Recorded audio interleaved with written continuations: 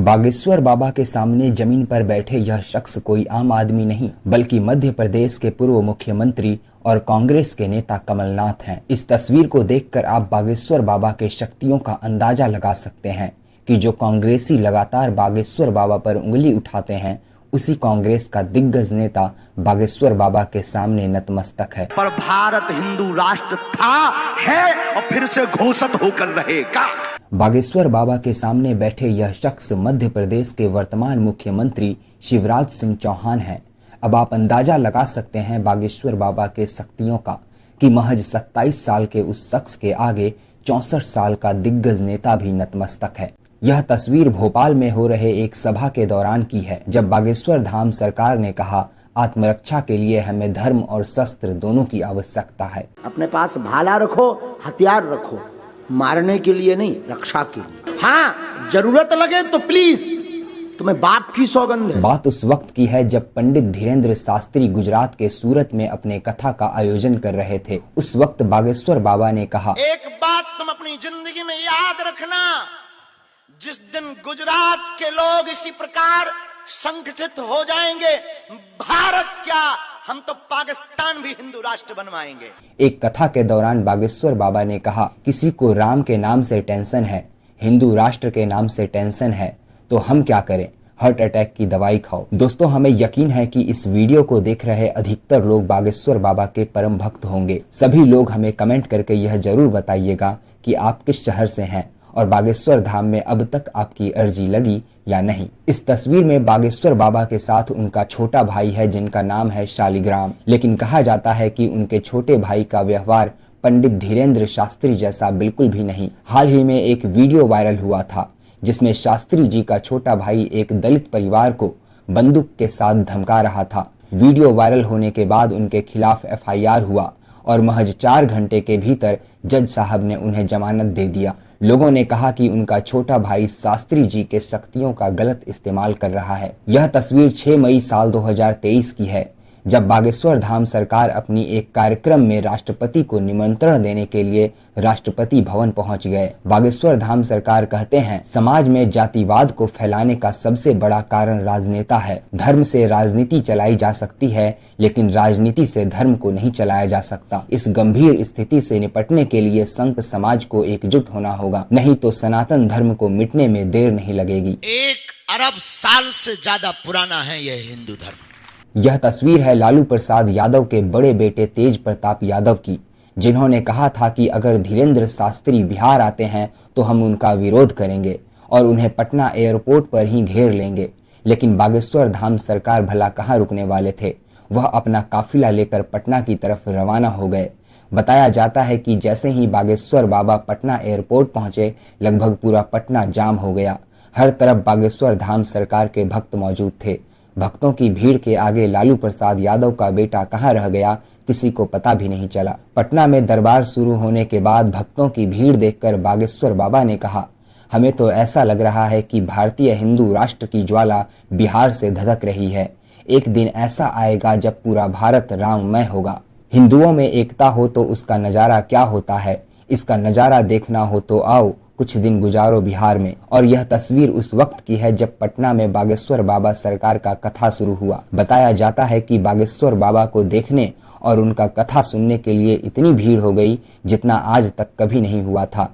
बिहार के नेता जिस बागेश्वर बाबा को रोकने का प्रयास कर रहे थे, उसी बाबा के भक्तों ने पटना में एक इतिहास बना दिया। भीड़ इतनी ज्यादा बढ़ गई कि बागेश्वर बाबा को अपना सभा बीच में ही रोकना पड़ गया, क्योंकि गर्मी में उस भयंकर भीड़ की वजह से लोगों की तबीयत खराब होने लगी थी। हमें सौगंध है रामचरितमानस की, मर जाना पर एक काम करना, कभी भी सनातन पर दाग लगने की बारी आए तो किसी, अगर तुम लोग आगे ना खड़े हो पाओ तो कोई अगर सनातन की बात करता हो तो उसके बगल में जरूर खड़े हो जाए। अब आप इस तस्वीर को देखिए। बागेश्वर धाम सरकार के सामने नतमस्तक यह शख्स देश के सबसे बड़े नेताओं में से एक नितिन गडकरी है। अब आप अंदाजा लगा सकते हैं बागेश्वर बाबा के ताकत का कि एक तरफ देश का सबसे पावरफुल नेताओं में से एक और दूसरी तरफ 27 साल के पंडित धीरेन्द्र शास्त्री। कौन कौन हिंदू राष्ट्र बनाने के लिए एकजुट हो रहा है, जरा बताओ। अगर हिंदुओं को एक करने की बात अगर भड़काऊ बयान है तो ये होते रहना चाहिए। दोस्तों, यह तस्वीर उस वक्त की है जब शास्त्री जी की उम्र लगभग 17 साल की थी। बताया जाता है कि गरीबी के कारण धीरेन्द्र शास्त्री ने महज 12 साल की उम्र से ही कथावाचक बन गए थे और भगवान के प्रति उनकी सच्ची श्रद्धा की वजह से वो आज यहाँ तक पहुँच गए। निवेदन है कि सब हिंदू एक हो जाओ और पत्थर मारने वालों के घर पर बुलडोजर चलवाओ। बागेश्वर बाबा का शुरुआती जीवन भले ही गरीबी में बीता हो, लेकिन अब उनकी जिंदगी में उन्हें कोई कमी नहीं है। जब वे कहीं जाते हैं तो उनके पीछे लग्जरी गाड़ियों का काफिला चलता है, बहुत से सुरक्षा गार्ड होते हैं, यहाँ तक कि लंबी यात्रा करने के लिए अब वह चार्टर्ड प्लेन का इस्तेमाल करते हैं। कुछ दिन बाद हम भी बुलडोजर खरीदने वाले हैं और जो राम के काज पे और सनातनीय महात्माओं पर, संतों पर और भारतीय सनातनीय हिंदुओं पर पत्थर चलाएगा, हम बुलडोजर उसके घर पर चलाएंगे। दोस्तों, इस वक्त दो तरह के लोगों की संख्या तेजी से बढ़ी है। एक वह जो बागेश्वर धाम सरकार के बहुत बड़े भक्त हैं और दूसरी तरफ वह लोग जो बात बात पर बागेश्वर धाम सरकार की तरफ उंगली उठाते हैं।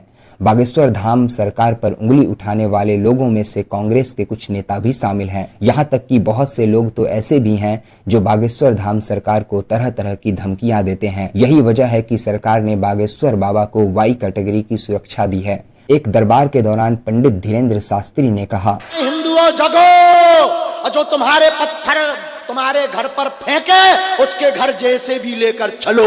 फिल्म द केरला स्टोरी के बारे में जब बागेश्वर बाबा से पूछा गया तो उन्होंने कहा, द केरला स्टोरी एक सत्य घटना पर आधारित फिल्म है। ये देश की वर्तमान परिस्थिति है और हम सब हिंदू सोए हुए हैं, समझ नहीं पा रहे। लोग हमसे कहते हैं कि आप भड़काऊ बयान देते हैं, आप भड़काऊ बातें, विवादित बातें करते हैं, पर प्रायः हमारी बातें भड़काऊ नहीं अपितु हिंदुओं को जगाऊ वाली बातें होती हैं। यह तस्वीर भी शास्त्री जी के शुरुआती दिनों की है।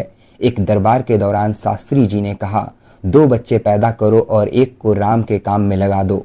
मेरे भी पिताजी के 2 बच्चे हैं और मैं राम जी के काम में लगा हूं। दोस्तों, आपकी जानकारी के लिए बता दें कि बीते 4 जुलाई साल 2023 को बागेश्वर धाम सरकार पंडित धीरेन्द्र शास्त्री जी की उम्र 27 साल की हो गई। इस वीडियो के जरिए हम उन्हें जन्मदिन की ढेर सारी शुभकामनाएं देते हैं। हम किसी धर्म के विरोधी नहीं है, पर अपने धर्म के कट्टर हैं, ये हमारा सौभाग्य है। कौन कौन हिंदू राष्ट्र बनाने के लिए एकजुट हो रहा है, जरा बता। उम्मीद करते हैं कि आपको यह वीडियो अच्छी लगी होगी। वीडियो अच्छी लगी हो तो लाइक करिए और हमारे चैनल को सब्सक्राइब भी कर लीजिए। मिलते हैं अगले वीडियो में कुछ ऐसी ही तस्वीरों में कहानियों को ढूंढते हुए। अपनी वाणी ही हथियार होनी चाहिए। तुम्हारा हथियार तुम्हारी वाणी हो, तुम्हारा हथियार तुम्हारी एकता हो कि कोई एक उंगली उठाए और 100 हिंदुत्ववादी उसकी उंगली तोड़ दें तो दूसरे विचार भी ना कर पाए। आप सनातन के लिए जुड़ो। एकता की बहुत आवश्यकता। किसकी जरूरत है? एकता की बहुत आवश्यकता है, जगने की आवश्यकता। और बड़ा वर्तमान का विषय यह है कि हिंदू ही हिंदू का पैर खींच रहा।